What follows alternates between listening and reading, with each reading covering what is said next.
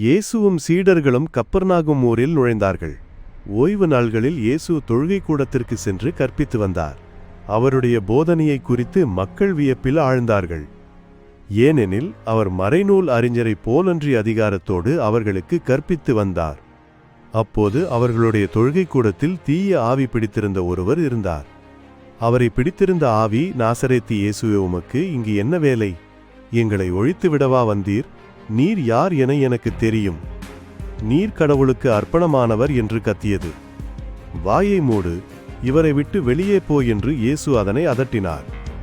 அப்பொழுது அத்தீய ஆவி அம்மனிதருக்கு வலிப்பு உண்டாக்கி பெருங்கூச்சலிட்டு அவரை விட்டு வெளியேறிற்று. அவர்கள் அனைவரும் திகைப்புற்று, இது என்ன? இது அதிகாரம் கொண்ட புதிய போதனையாய் இருக்கிறதே. இவர் தீய ஆவிகளுக்கும் கட்டளையிடுகிறார், அவையும் இவருக்கு கீழ்ப்படுகின்றனவே என்று தங்களிடையே பேசிக்கொண்டனர். அவரை பற்றிய செய்தி உடனே கலிலேயாவின் சுற்றுப்புறம் எங்கும் பரவியது. ஆண்டவரின் அருள்வாக்கு. முழு தியானத்திற்கு விளக்கத்தில் உள்ள இணைப்பை பார்க்கவும். கடவுள் உங்களை ஆசீர்வதிப்பாராக.